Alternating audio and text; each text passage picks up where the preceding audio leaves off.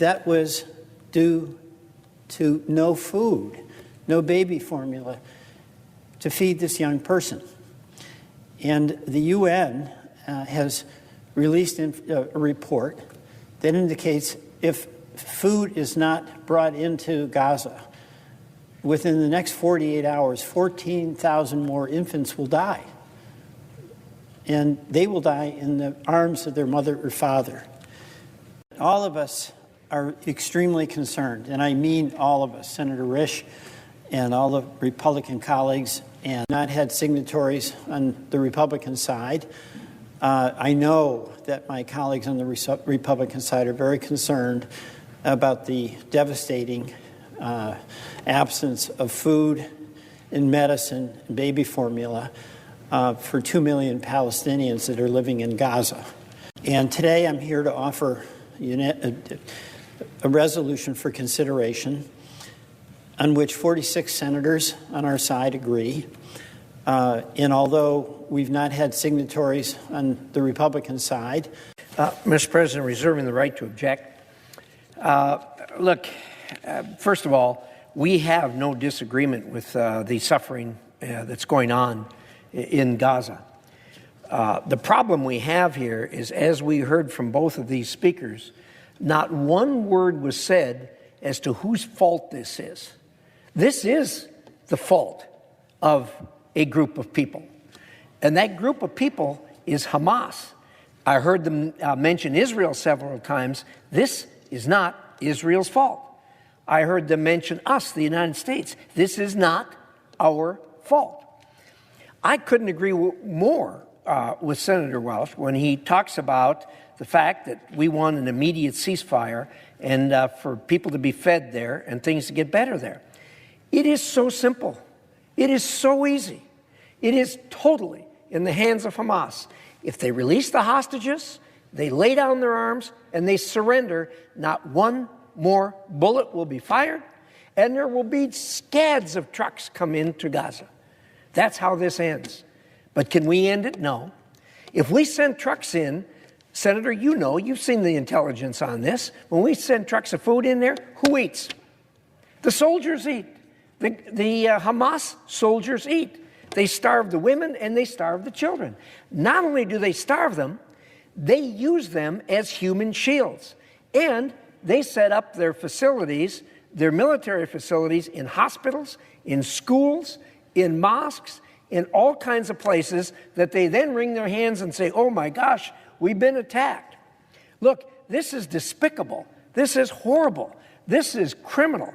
It's beyond human understanding how human beings could treat other human beings the same way, especially when you're related to them as they are in Palestine.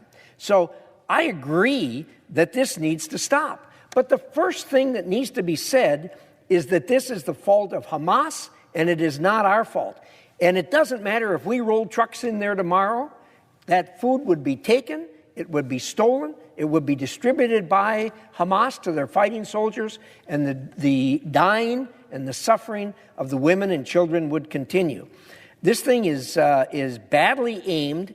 It does not in any way lay the fault where it belongs, and that is at the feet of Hamas. So based on all that, I share your objective. This gets us nowhere, and worse than that, it doesn't point out where the problem is.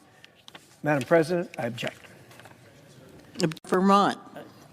I want the senator from Idaho, the esteemed chairman of the Foreign Relations Committee, to know that when it comes to condemning Hamas for what it did on October 7th, for what it's done to the Palestinians in Gaza on an ongoing basis, I join you in condemning Hamas.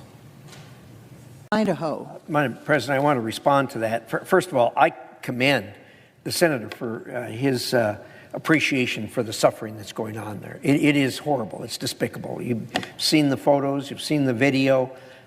It's a horrible, horrible situation.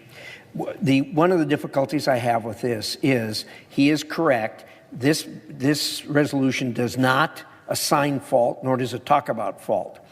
And that's one of the biggest problems I have with this. If this is going to be resolved, fault must be identified. The conditions on the ground has to be identified. And how this is going to be resolved has to be identified, none of which is considered in here. It is simply a suggestion that simply taking food there is going to resolve this problem.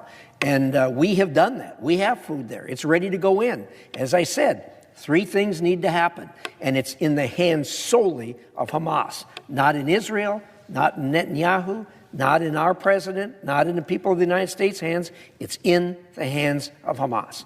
And that is, if they simply release the hostages, lay down their arms and surrender, it's over. The food flows in. There's not another bullet fired. That's all that has to happen. But what has to be recognized in this is how this is going to end. There's only one way this can end, and that is with the complete and total destruction of Hamas. This is very similar to what the United States of America and its allies did in the late 1930s. We decided that the Nazis were so bad, they could not exist as a military force, as a political force, or as a cultural force, and we decided they needed to be eliminated. That's what Israel has decided it has to do to protect itself. That's what it's doing. But Hamas can stop this, and they can stop it in a minute. And they're not showing any signs of that. And so what's going to happen is this thing's going to fight. This fight is going to go on until the last Hamas falls. Thank you.